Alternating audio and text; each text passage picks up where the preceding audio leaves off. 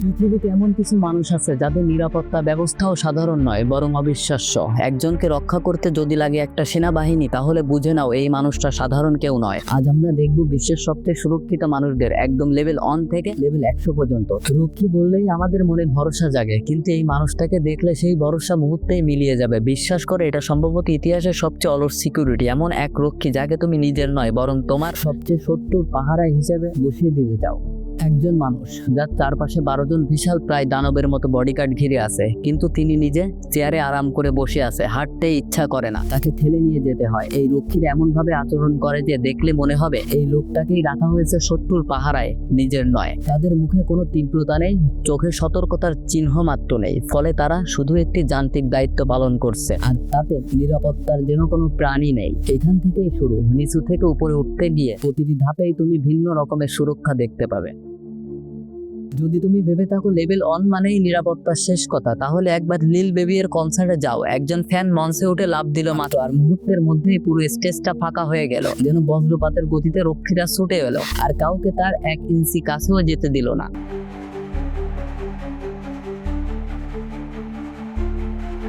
Ronaldo মাঠে যতটা গর্জন তোলেন, মাঠের বাইরে তার নিরাপত্তা ঠিক ততটাই তীব্র। স্টেডিয়ামের ভেতর থেকে শুরু করে কোর্টে হাজিরা পর্যন্ত তার চারপাশে যেন অদৃশ্য এক প্রাচীর দাঁড়িয়ে থাকে। তিনি হাঁটছেন, পাশে কয়েকজন রক্ষী, কিন্তু তাদের চোখে থাকে একটাই বার্তা: 1 ইঞ্চিও কাছে এসো না।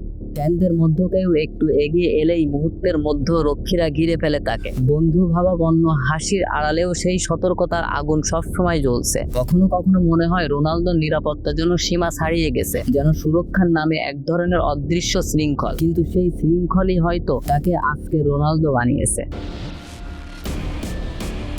এমবাপ্পে নামটা শুধু ফুটবলের নয়, একে বলে চলমান সাম্রাজ্য। দিনে কোটি কোটি টাকার আয়, আর সেই সঙ্গে রাজাদের মতোই নিরাপত্তা।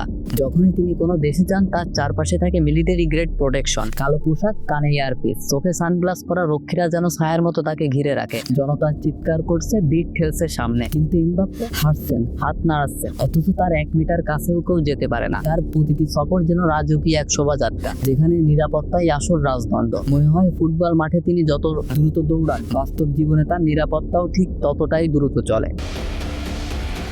লিওনেল মেসি নামটা শুনলেই মনে পড়ে জাদুর ছোঁয়া, কিন্তু সেই জাদুরও আছে এক নীরব রক্ষক, ইয়াসিন। মাঠে, হোটেলের লবি কিংবা রাস্তার ভিড়, ইয়াসিন সর্বদা মেসির পাশে নিঃশব্দ, নির্ভুলভাবে। মাঠের ধুলায় যখন মেসি দৌড়াচ্ছেন, ইয়াসিনও দৌড়াচ্ছেন, তবে অন্য উদ্দেশ্য। তার চোখ সবসময় ভিড়ের দিকে, তার মন একটাই কাজে নিবদ্ধ: মেসিকে ছোঁয়ার আগেই বিপদে ছুঁয়ে ফেলা। যদি কেউ সামান্য এগিয়ে আসে, চোখের পলক পড়ার আগে ইয়াসিন তার গতি থামিয়ে দেন। না ধাক্কা, না বিশৃঙ্খলা, শুধু নিখুঁত কন্ট্রোল, পেশাদারিত্ব, দূরত্ব আর এক অদ্ভুত শান্ত স্পর্শ। সব মিলিয়ে তিনি যেন এক নিঃশব্দ প্রহরী, যার কাজ শুধু একটাই: মেসির ছায়া হয়ে থাকা।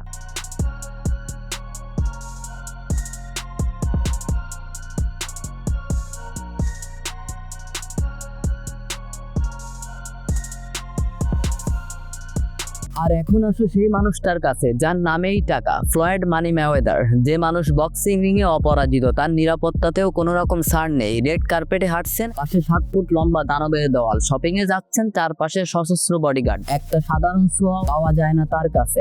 এমনকি কিংবদন্তি সাংবাদিক ল্যারি কিংও তার সঙ্গে দেখা করতে পারার আগে যাচাই আটকে যান। আর যখন তিনি রাস্তায় দৌড়ান, তার আগে পিছে চলে 2টো গাড়ি, শুধু নিশ্চিত হতে যেন কেউ কাছে না আসতে পারে। ভাবো তো, বিশ্বের সেরা বক্সারের দিকে যেতে হবে, তার আগে পেরোতে হবে বিশাল বডিগার্ডের দেওয়াল। তাহলে বলো, কে এই সাহস করবে? এইবার পৌঁছে গেছে লেভেল 50-এ, যেখানে নিরাপত্তা মানেই এক ধরনের যুদ্ধ প্রস্তুতি। ভারতের প্রধানমন্ত্রী নরেন্দ্র মোদীকে ঘিরে যে সিকিউরিটি ব্যারিকেড, তা দেখলেই মনে হয় যেন কোনো সিনেমার দৃশ্য। বুলেট প্রুফ গাড়ি, সামনে পেছনের গাড়ির কনভয়, আর পাশে হাঁটছে বডিগার্ড যারা দেখতে ঠিক Bollywood version of the matrix এর মতো। কিন্তু এটা সিনেমা নয়, বাস্তব। এই বডিগার্ডদের হাতে থাকে এক বিশাল ব্রিফকেস, যেটা দেখতে সাধারণ লাগলেও ভেতরে লুকানো থাকে বুলেট প্রুফ ব্যালিস্টিক শিল্ড, যা সেকেন্ডের মধ্যেই খুলে যায় যদি কোনো আক্রমণ ঘটে। আর উপরে থাকে স্নাইপার টিম, ছাদের উপর নজর রাখছে প্রতিটি চলাচলের দিকে, কারণ যখন আপনি 1.5 বিলিয়ন মানুষের নেতা, তখন আপনার নিরাপত্তার দায়টা ছোট নয়। তাই বলা যায়, এটা শুধু বডিগার্ড নয়, এটা একটা চলমান দুর্গ। ভালোবাসো বা ঘৃণা করো, একটা জিনিস অস্বীকার করা যায় না: ডোনাল্ড ট্রাম্প জানেন কিভাবে ইন্টারেস্ট দিতে হয়। এটা কোনো মুভি ট্রেইলার নয়, বরং ট্রাম্পের নিজের বাস্তব দৃশ্য। যখন তিনি যাচ্ছেন আদালতে, তার চারপাশে ঘিরে আছে ডজন খানেক পুলিশ মোটরসাইকেল, কালো স্যুট, আর পুরো কনভয় একদম সন্স অফ অ্যান্সারি মতো দেখাচ্ছে। কনফারেন্স হোক বা র্যালি, তার চারপাশে সিক্রেট সার্ভিসের চোখ সবসময় খোলা। প্রতিটি ভিড়, প্রতিটি মুভমেন্ট, প্রতিটি চেহারা, সবাই স্ক্যানের মধ্যে। আর যখন তিনি আদালতে হাজির হন, একজন প্রেসিডেন্ট হিসেবে আমেরিকার সে যতটা নিরাপত্তা পায় তার থেকে অধিক নিরাপত্তা তাকে প্রদান করা হয়। কিন্তু একবার হোয়াইট হাউসে থাকলে প্রেসিডেন্ট সিকিউরিটি শেষ হয় না, কারণ প্রতিটি সাবেক মার্কিন প্রেসিডেন্টের জন্য আজীবনের জন্য থাকে এই লাইফ টাইম প্রোটেকশন ডিটেল। আর যখন আপনার নেট ওয়ার্থ শুরু হয় বি দিয়ে, মানে বিলিয়ন, তখন আপনার চারপাশে সবসময় থাকে লেভেল 6, লেভেল 60 এর নিরাপত্তা। আমেরিকান বডিগার্ডরা যতই শক্তিশালী হোক, যখন কথা আসে রাশিয়ার প্রেসিডেন্ট ভ্লাদিমির পুতিনের, তখন নিরাপত্তার মানে বদলে যায়। এখানে শুধু গার্ড নেই, আছে এক চলমান সামরিক যন্ত্র। তার মোটর কিট চলে বজ্র গতিতে, সামনে পেছনে ডজন খানেক গাড়ি, প্রতিটি কোণ থেকে ছোড়া যায় বুলেটের জবাব।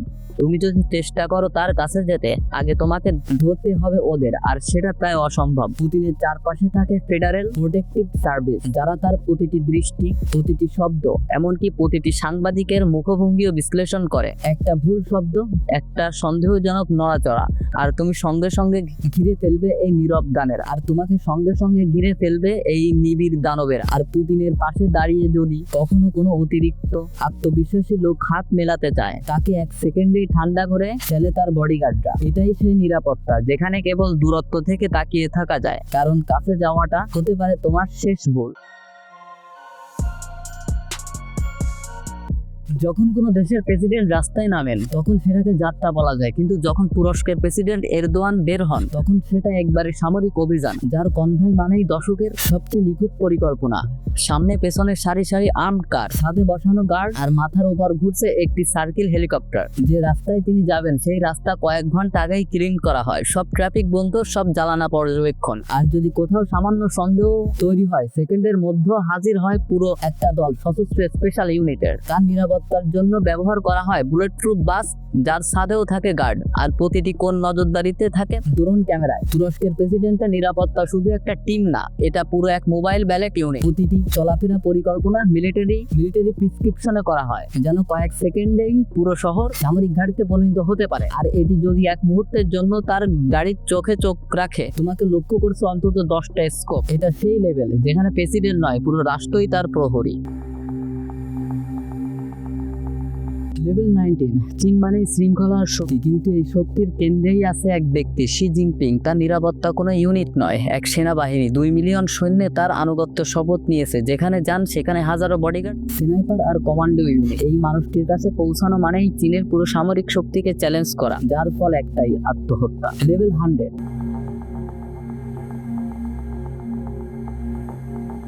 এটাই চূড়ান্ত স্তর, লেভেল 100। কিং জন উন পৃথিবীর সবচেয়ে সুরক্ষিত মানুষ। তার চারপাশে সবসময় থাকে 12 জন এলিট গার্ড, যারা দৌড়াতে দৌড়াতে তার গাড়িকে ঘিরে রাখে। প্রতিটি সফর গোপন, প্রতিটি রুট আলাদা। তাদের ট্রেনিং সামরিক পর্যায়ে, আর দায়িত্ব একটাই, দ্য সুপ্রিম লিডারকে যে কোনো মূল্যে বাঁচানো। এভাবেই শেষ হলো লেভেল 1 থেকে লেভেল 100, যেখানে নিরাপত্তা মানে শুধু দায়িত্ব নয়, এক ধরনের শক্তি। বলো তো তুমি কোন লেভেল পর্যন্ত টিকে থাকতে পারবে? ভিডিওটি ভালো লাগলে লাইক দাও, কমেন্টে জানাও তোমার প্রিয় লেভেলটা, আর অবশ্যই সাবস্ক্রাইব করো মায়ালয়কে, কারণ সামনে আসছে আরো বড় রহস্য।